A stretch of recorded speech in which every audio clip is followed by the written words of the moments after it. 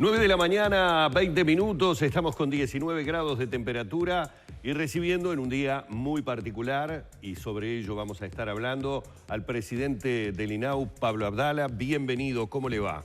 Muchas gracias, Humberto, muy bien, muy contento de estar acá como siempre. Bueno, como decía, en un día especial, porque hoy estamos hablando del Día Internacional de los Derechos de Niños, Niñas y Adolescentes, y vamos a profundizar un poco sobre la situación en el Uruguay con respecto a nuestros niños, a nuestras niñas y a los adolescentes, y también de qué manera, no solamente desde el Estado, porque esto es lo que comprende al INAU, sino como sociedad, cuidamos, velamos y celamos esos derechos de nuestros niñas, niños y adolescentes, ¿no? Exacto. ¿Cuál es el panorama que tenemos en este momento en la sociedad uruguaya? El principal problema tiene que ver con la pobreza, el principal problema tiene que ver con las vulnerabilidades que a veces vemos existen a nivel de acosos sexuales, de abusos sexuales sobre niñas, niños y adolescentes. ¿Cuál es nuestro principal problema o debilidad como sociedad? Bueno, es bien interesante el planteo, Humberto, porque además creo que esta instancia de hoy, que es emblemática, nosotros vamos a celebrar este día dentro de poco rato a las 11 en un acto con todos los protocolos sanitarios, por supuesto, respetándolos en la sede de INAU. Vamos a inaugurar una muestra fotográfica, vamos a exhibir videos, van a participar varias autoridades, el ministro Bartol, la subsecretaria Ribeiro, que es la presidenta del Consejo Consultivo, los representantes de UNICEF.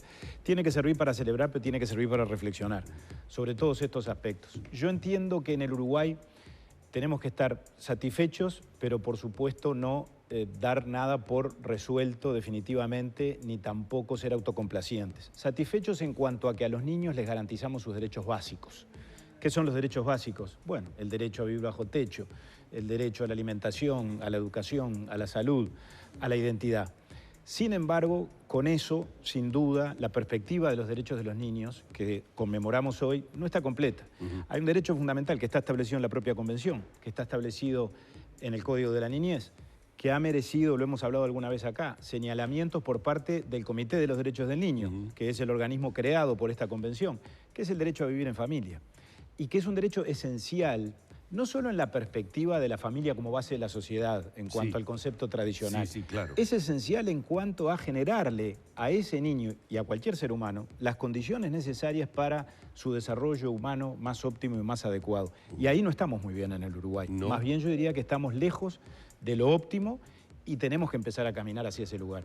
¿Y por qué se da esto? Y fíjese en lo que estoy pensando, Abdala. A veces estoy pensando en esa suerte de pérdida de algunos valores que fueron inculcados a rajatabla por nuestros mayores. A ver, frases muy hechas, pero que encerraban de alguna manera el concepto de velar por nuestros hijos, por nuestros niños. Aquello de, antes de tomar una decisión de separar, de disolver la familia, el pensar en nuestros hijos, el pensar en nuestros niños.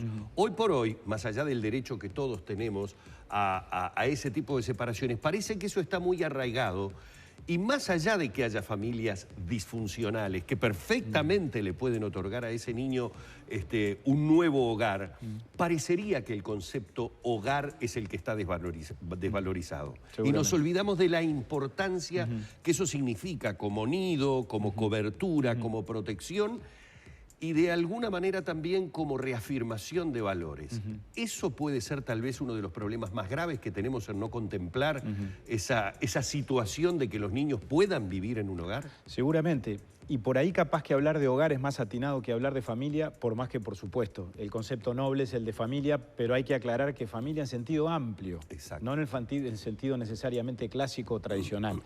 En el sentido del ámbito en el cual los niños y los seres humanos reciben el afecto, la contención y el apego que resultan indispensables para el desarrollo más adecuado. Y es una institución del Estado, un centro de 24 horas del INAU, por mejor que sea la atención, claro, por más aplicada que sea la actuación de los trabajadores y de los equipos técnicos y de los educadores, como sin duda lo es, no alcanza a ser suficiente. Y esto lo sabemos todos. Estamos hablando en el plano de la promoción de los derechos y yo creo que ahí es la carencia fundamental que tenemos.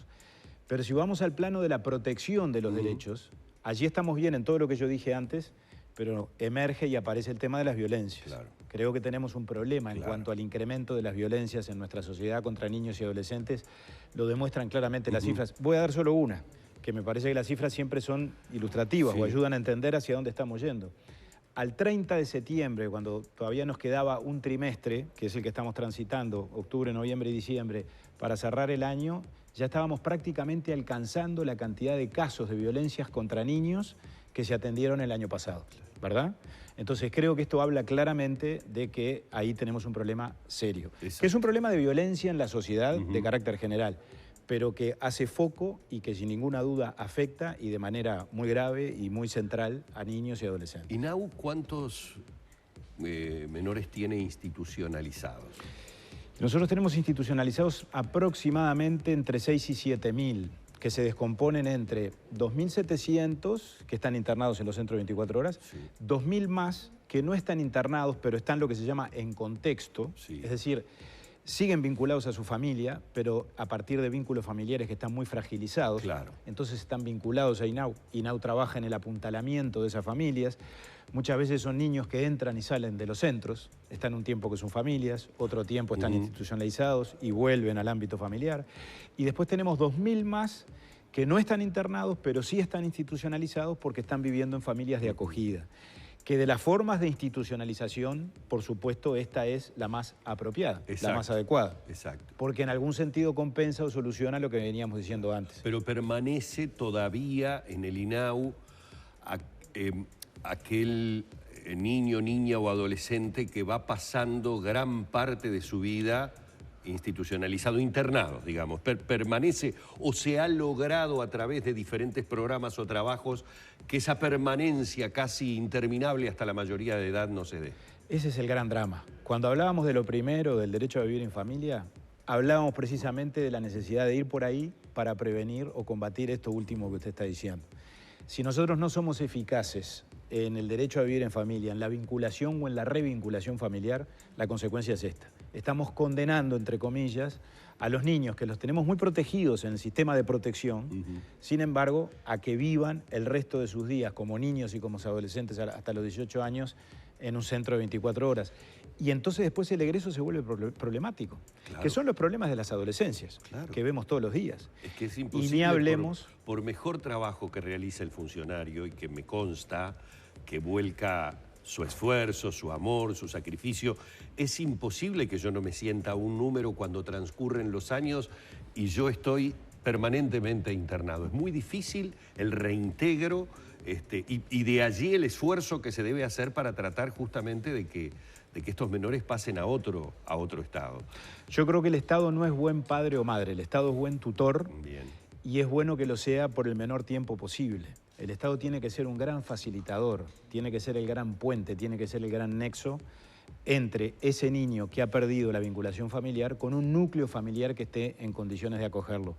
Puede tratarse de una familia adoptiva, puede tratarse de una familia amiga, puede tratarse de una familia extensa, puede tratarse desde luego de la propia familia de origen.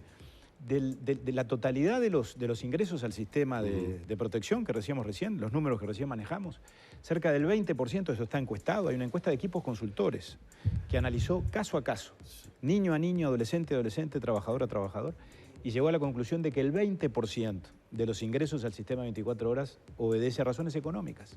O sea, son familias que le dan al niño y le quieren dar lo que le tienen que dar, que no tienen problemas de violencia, no tienen problemas de adicciones, no tienen problemas de ninguna naturaleza, salvo el problema económico, la dificultad para poderlo sostener. Por eso ahora en el presupuesto hemos previsto recursos, en este presupuesto que se está discutiendo ahora, para atender esas situaciones a partir del año que viene. No en términos mágicos, pero sí en términos de que cuando efectivamente haya una causa económica y una familia que le tiene que entregar ese niño al INAU, o el juez se lo termina entregando, porque no lo puede sostener materialmente, poder asistir a esa familia, no definitivamente, pero aunque sea temporalmente. Bueno, tuvimos un fallo en el que tuvo que ver la UDELAR hace poco, justamente de un contexto familiar en donde había dificultades económicas y bueno, se le logró garantizar una vivienda a esta familia como forma de no romper con ese núcleo familiar. El tema de la adopción, que siempre ha sido un tema tan complejo, lo digo porque por allí, Pablo, usted en la propia respuesta hablaba de ese tema de las familias adoptivas, pero Uruguay tiene, a ver, un largo tiempo de discusión con respecto a las trabas y lo difícil que es para mucha gente que lo desea adoptar a un niño. Totalmente. ¿Cómo podemos resolver? ¿De qué manera? ¿Esto es algo que debe hacerse a nivel parlamentario? ¿Existe esa intención para tratar de mejorar esa situación? La intención existe y muy enfática, definida por parte del gobierno como una política y como una prioridad, y se introdujo este tema en la ley de urgente consideración, y yo diría que el Parlamento ya hizo lo que tenía que hacer a ese respecto. Ahora, en base a lo que dispuso el Parlamento, tenemos que actuar nosotros y estamos actuando, y tienen que actuar los jueces de familia, que están actuando.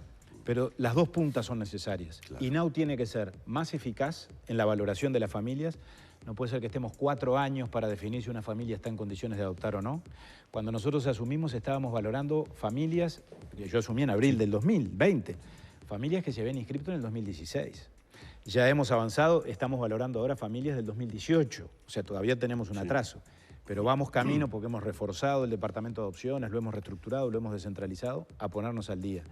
Ahora, también tenemos que trabajar mucho con los jueces, porque los jueces tienen una responsabilidad enorme. Tienen que decir en qué momento ese niño ya no puede estar con su familia biológica y queda en condiciones de adoptabilidad.